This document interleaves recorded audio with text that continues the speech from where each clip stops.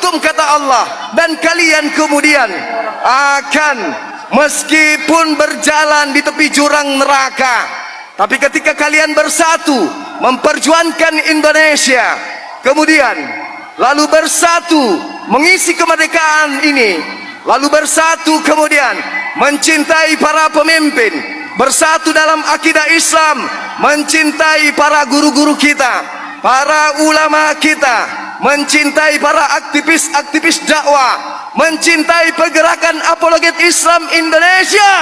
Allahu Akbar, Allahu Akbar. Kita akan diselamatkan dari api neraka, para sahabat-sahabat sekalian. Baik, para semuanya yang hadir, izinkan saya memimpin kita bersyahadat kalimat syahadatain. Saya minta kepada seluruhnya untuk ikuti saya. Asyhadu Allah ilaha illallah wa asyhadu anna Muhammadan Rasulullah.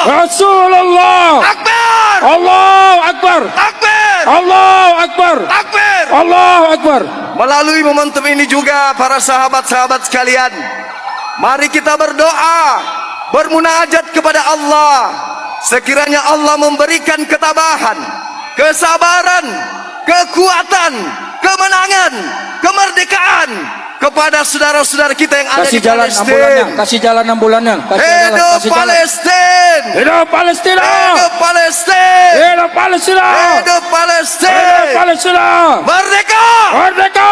Allahu Akbar, Allahu Akbar, Allahu Akbar, Allahu Akbar. Baik sahabat-sahabat sekalian, demikian orasi singkat dari saya, Bang Suma. Salam dari Bang Suma untuk kota Medan dan sekitarnya. Jaga akidah anak-anak kita, jaga. Jangan biarkan kemudian mereka terkontaminasi ajaran Yunani kuno, ajaran Romawi kuno, ajaran Mesir kuno, pengajaran kepada menyembah kepada makhluk.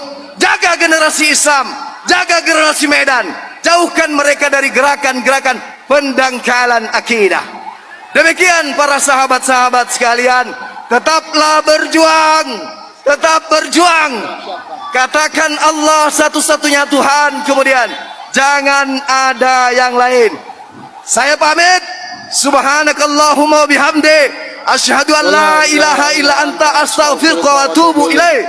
Salam tauhid, salam satu Tuhan. Jayalah Islam kita, jayalah kota Medan, jayalah Indonesia. Allahu Akbar, Allahu Akbar, Allahu Akbar, Allahu Akbar, Allahu Akbar. Assalamualaikum warahmatullahi wabarakatuh. Mereka mendengarkan tanda orang yang ayatuhu zadat imana wa ala rabbihim yatawakkalun. Itu adalah tanda-tanda, kesimpulannya adalah tanda-tanda orang yang di dalam hatinya ada cahaya beriman kepada Allah. A'udzubillahi minasyaitonirrajim. Bismillahirrahmanirrahim.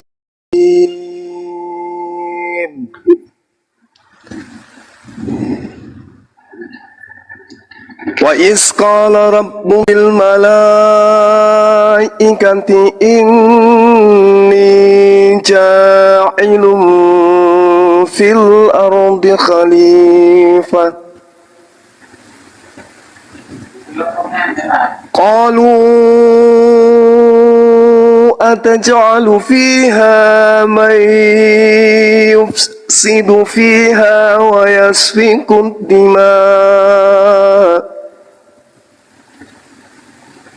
wa nahnu nusabbihu bihamdika wa nuqaddisu lak. Qala inni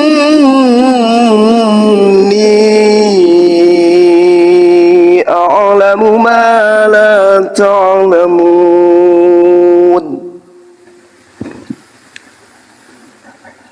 Wa 'allama Adama al-asma'a kullaha thumma 'aradahum 'ala al-malaikah فقال أنبئوني بأسماء هؤلاء إن كنتم صادقين قالوا سبحانك لا علم لنا إلا ما علمتنا إنك أنت العليم الحكيم قال يا آدم أنبئهم بأسمائهم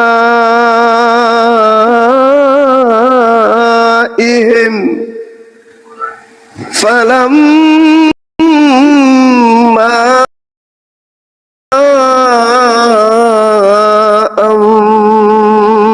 أنبأهم بأسمائهم قال ألم أقل لكم إني أعلم غيب السماوات والأرض وأعلم ما تبدون وما كنتم تكتمون Allah. وإذ قلنا للملائكة اسجدوا لآدم فسجدوا إلا إبليس أبى واستكبر وكان من الكافرين وقلنا يا آدم اسكن أنت وزوجك الجنة وكلا منها رغدا حيث شئتما ولا تقربا هذه الشجرة فتكونا من الظالمين فأزلهما الشيطان عنها فأخرجهما مما كانا فيه وقلنا اهبطوا بعضكم لبعض عدو ولكم في الأرض مستقر ومتاع إلى حين Allah. فتلقى آدم من ربه كلمات فتاب عليه إنه هو التواب الرحيم قلنا اهبطوا منها جميعا فإما يأتينكم مني هدى فمن تبع هدى فلا خوف عليهم ولا هم يحزنون والذين كفروا وكذبوا بآياتنا أولئك أصحاب النار هم فيها خالدون يا بني إسرائيل اذكروا نعمتي التي أنعمت عليكم أوفي بأهديكم وإياي فارهبون وأوفوا بأهدي أوف بأهدكم وإياي فارهبون وآمنوا بما أنزلت مصدقا لما معكم ولا تكونوا أول كافر به ولا تشتروا بآياتي ثمنا قليلا وإياي فاتقون ولا تلبسوا الحق بالباطل وتكتموا الحق وأنتم تعلمون صدق الله العظيم. Lebih dulu ya, bahwasanya terkait dengan pelaporan dari pihak Kristen kepada yang ditujukan kepada apologet Islam, kemudian itu ada dua saksi khususnya yang terkait dengan pelaporan kepada Bang Suma. Yang pertama Silo Gila, dan yang kedua adalah Lina Tidak Jaya. Kan ini ya, dua oknum ini yang menjadi kekuatan dosmen untuk kemudian melaporkan saya sebagai pembina apologet Islam Indonesia, dengan tujuan mereka melaporkan itu untuk menghentikan langkah yang menghalau pergerakan pendangkalan akidah, dalam hal ini gerakan kristenisasi yang dipelopori oleh misionaris yang ada, di antaranya adalah Lina Tidak Jaya itu sendiri. Jadi upaya ini kemudian yang dipelopori oleh pakar joget sedunia, ya, si Dosmen, untuk kemudian apologet Islam Indonesia ini yang menjadi ancaman yang paling mematikan bagi gerakan mereka untuk dihentikan. Oleh karena itulah kemudian mereka berupaya keras untuk bagaimana bisa membuat Bang Suma dan tim berhenti untuk menghalangi mereka.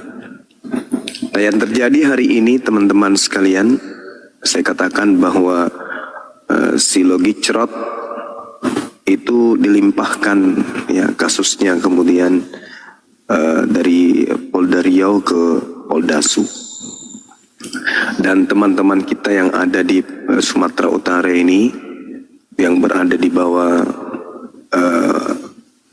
ormas besar yaitu GAPAI, gerakan anti pemurtadan, penistaan dan seterusnya, itu akan mengawal si Logicrot ini supaya bisa kemudian masuk kuliah di kampus Poldasu. Itu yang pertama. Kemudian si Lina Tidak Jaya juga itu dikabarkan insya Allah akan ada panggilan ya ke beliau untuk juga mendaftar umroh di Vatikan ya, mudah-mudahan kemudian diterima umrohnya. Ya, saya katakan umroh karena nanti di sana dia itu ya mungkin pakai akan kemudian menggunakan pakaian muhrim, pakaian ihram. Seperti itu ya teman-teman. Nah, ini upaya-upaya yang kita lakukan, upaya yang dilakukan oleh API yang selama ini dianggap diam dengan adanya penistaan di mana mereka pelaku justru merasa korban. Nah, ini juga sementara kita kejar adanya orang yang juga menginjak Al-Quran di komalnya Latalibe, ya. Ada juga seorang yang menginjak kitab Al-Quran. Lalu saya dengar si Talibe ini juga menantang API katanya ya, tentang apa-apanya orang-orang yang rusak kayak gitu. Di komalnya dibiarkan ada orang melakukan penginjakan Al-Quran. Kita kejar juga dia. Kita kejar, mau Islam atau siapapun yang melakukan penistaan,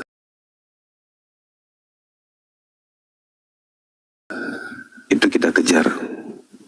Insya Allah teman-teman bisa dengan mudah nantinya, mudah-mudahan ke depan bisa melakukan gerakan cepat untuk melakukan tindakan-tindakan preventif terhadap para penista ini. Untuk itulah kemudian saya mengajak kekuatan kita harus kita galakkan, kemudian kita perlihatkan bagaimana aliansi ormas-ormas bersatu padu kemudian mengusung, mereka berdeklarasi untuk mendukung apologet Islam Indonesia untuk menghalau pergerakan-pergerakan pendangkalan akidah. Nah, kita umat Islam mungkin tidak bisa bergabung secara fisik di sana dikarenakan kesibukan-kesibukan kita masing-masing.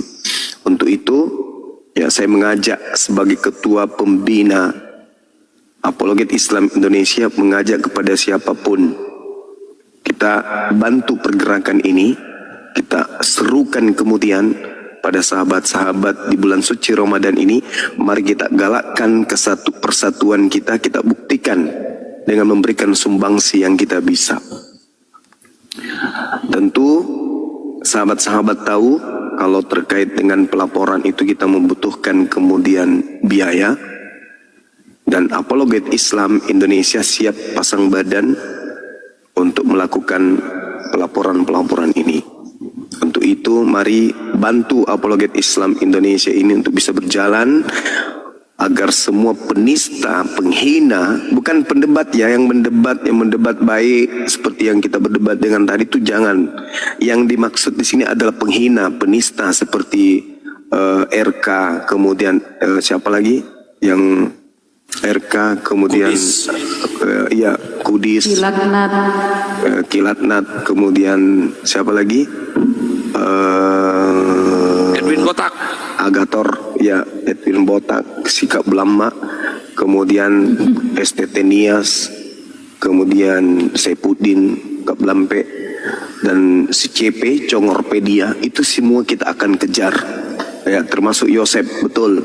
Kita akan kejar semua data-data yang ada, kita akan kejar. Tentu ini bisa berjalan kalau kita memiliki mesin penggerak. Mesin penggeraknya tentu adalah apologet Islam Indonesia, dan mesin ini bisa bergerak apabila mesinnya memiliki BBM. Nah, itu dia. Jadi mohon supaya disuplai BBM ke apologet Islam Indonesia, termasuk si Raja Debat. Kalau mereka menghina, menista, punya bukti penghinaan, penistaan terhadap Islam, silakan dilaporkan. Kita sudah membentuk tim kuasa hukum dan alhamdulillah sudah ada tanda-tanda keberhasilan, teman-teman. Ya, Islam akan tetap dimenangkan dari orang-orang kufur yang ingin menghentikan kemudian langkah Islam untuk diajarkan kepada anak-anak kita. Ya, termasuk widara, lidara, ya itu semuanya kita upayakan supaya mereka tersentuh hukum. Kita ini yang korban, malah kita yang mau dijadikan sebagai pelaku. Nah, ini siasat mereka itu sangat luar biasa. Nah, untuk itu sekali lagi saya mengajak kepada saudara-saudara, kalau kalian punya giroh, kalian punya semangat membela dinul Islam, mari silakan ambil bagian. Seperti biasa diserahkan kepada apologet Islam Indonesia untuk menjalankan kemudian reaksi-reaksi yang mereka yang ada dihasilkan karena aksi-aksi mereka. Ya, termasuk Al-Hayat, ya, semua pokoknya yang menghina, menista itu kita akan ajak mereka supaya berhenti untuk menghina, menistakan. Silakan Anda keras dalam berdiskusi, silakan Anda tegas dalam berdiskusi, Anda boleh bercanda dalam berdiskusi, tapi berdata sesuai dengan apa yang ada di dalam kitab suci umat Islam. Begitu juga kami, apa yang tertulis dalam kitab saudara. Sekali lagi mari teman-teman, kami mengajak, mari kita kuatkan persatuan dan kesatuan kita mumpung bulan suci Ramadan.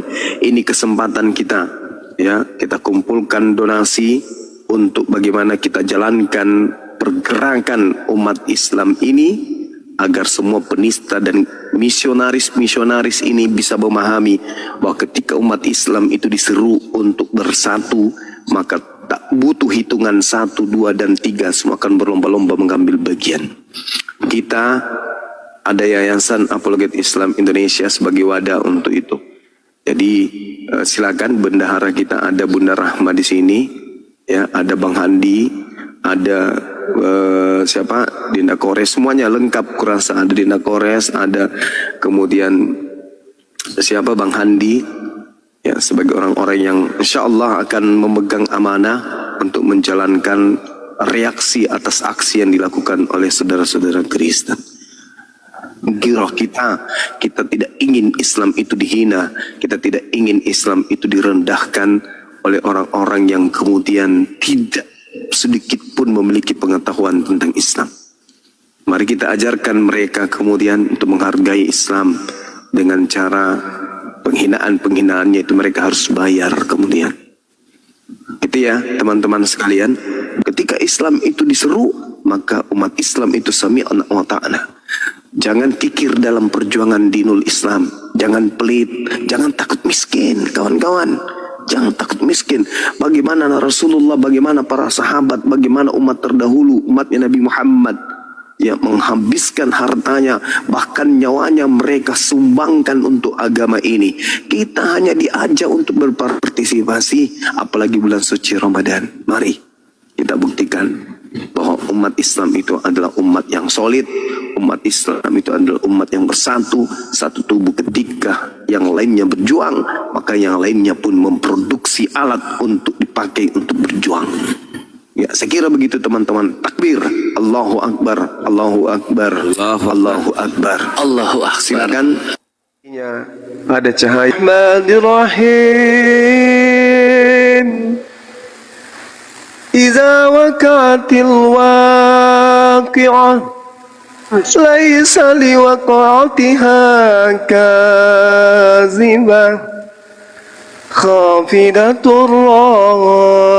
رافعة إذا رجت الأرض رجا وبست الجبال بسا فكانت هباء منبثا وكنتم أزواجا ثلاثة فأصحاب الميمنة ما أصحاب الميمنة وأصحاب المشأمة ما أصحاب المشأمة والسابقون السابقون أولئك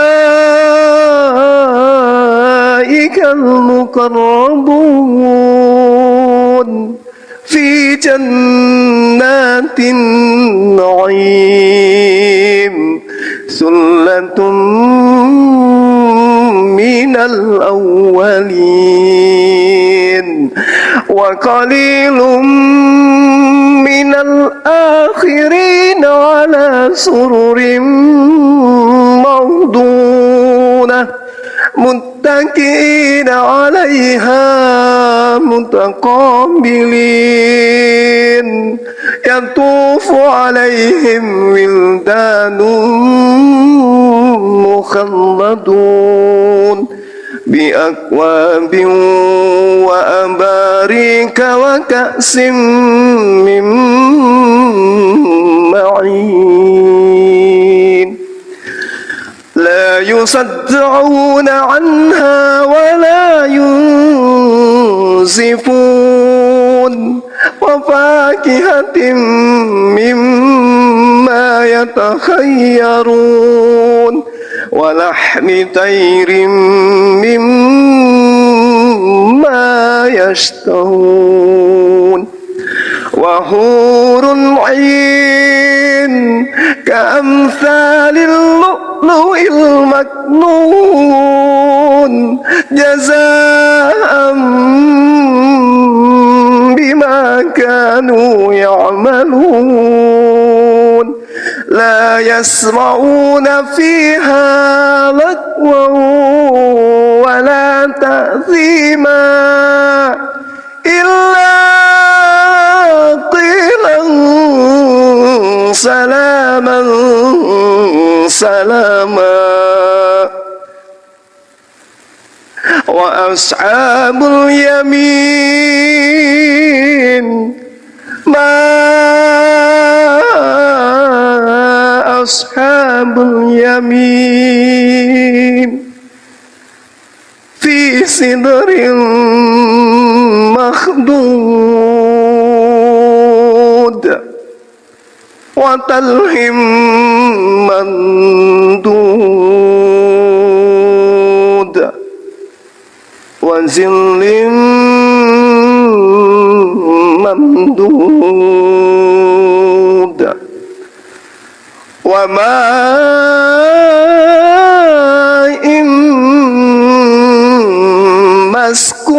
مسكوب وفاكهة كثيرة لا مقطوعة ولا ممنوع وفرش مرفوع إنا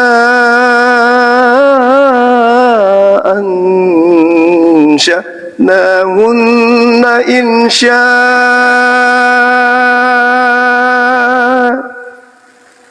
فجعلناهن أبكارا عربا أترابا لأصحاب اليمين ثلة من الأولين وثلة من الآخرين وأصحاب الشمال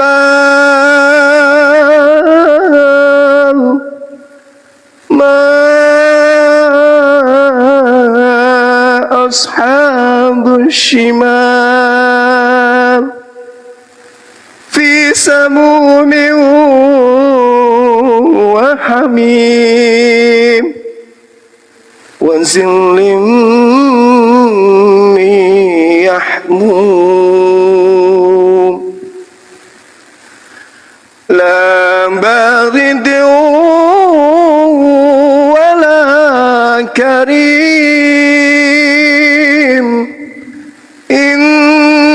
إنهم كانوا قبل ذلك مترفين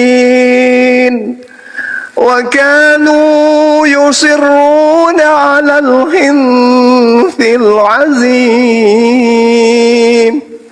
وكانوا يقولون أئذا متنا وكنا ترابا وإذا من أئنا لمبعوثون أو آباؤنا الأولون قل إن الأولين والآخرين لمجموعون إلى ميقات يوم معلوم ثم إنكم أيها الضالون المكذبون لآكلون من شجر من زقوم فمالئون منها البطون فشاربون عليه من الحميم فشاربون شرب الهيم هذا نزلهم يوم الدين نحن خلقناكم فلولا تصدقون أفرأيتم ما تمنون أأنتم تخلقونه أم نحن الخالقون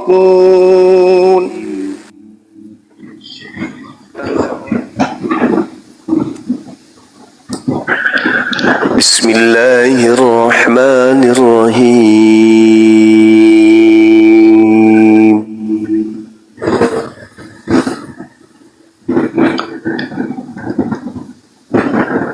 يسبح لله ما في السماوات وما في الأرض الملك القدوس العزيز الحكيم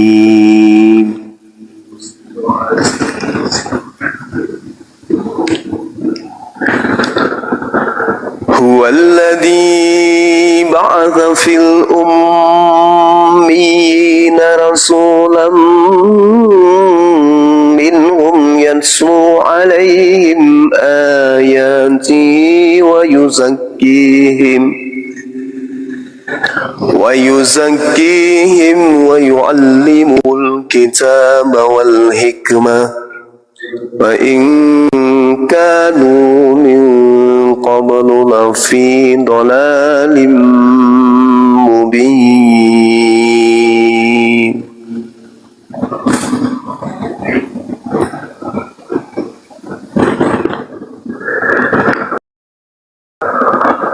وآخرين هم لما يلحقوا بهم وهو العزيز الحكيم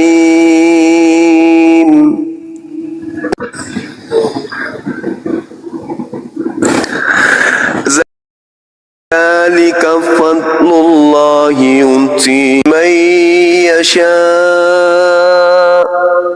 والله ذو الفضل العظيم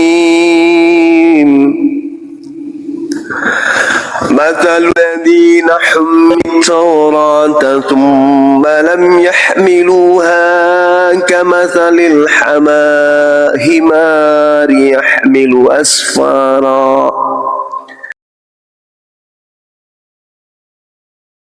بئس مثل الذين كذبوا بآيات الله والله لا يهدي القوم الظالمين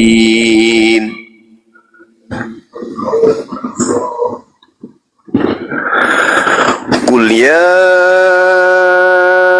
أيها الذين هادوا إن زعمتم أنكم أولياء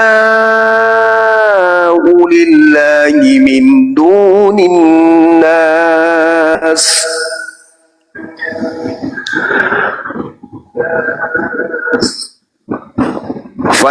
فتمنوا الموت إن كنتم صادقين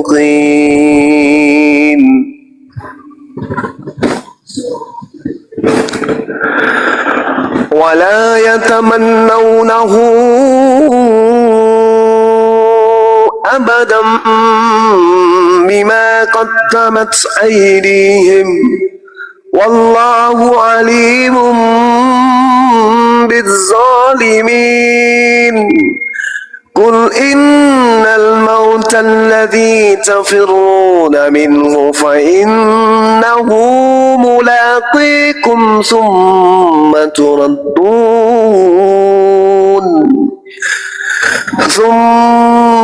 تردون إلى عالم الغيب والشهادة فينبئكم بما كنتم تعملون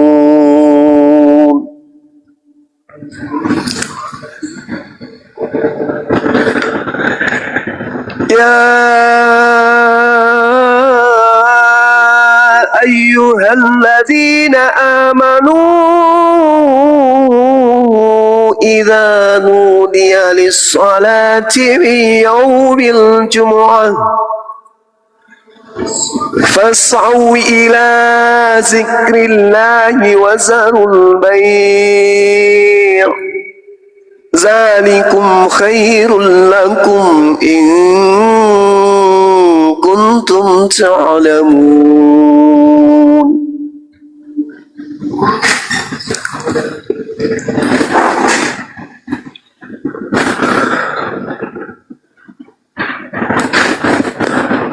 فإذا قضيت الصلاة فانتشروا في الأرض وابتغوا من فضل الله واذكروا الله كثيرا لعلكم تفلحون.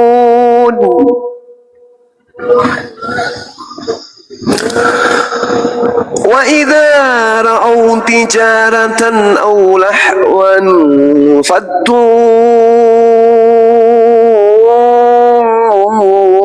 إليها وتركوك قائما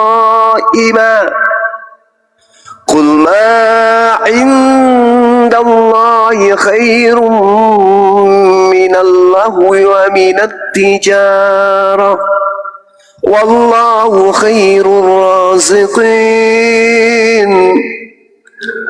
والله خير الرازقين والله خير الرازقين. صدق الله العظيم.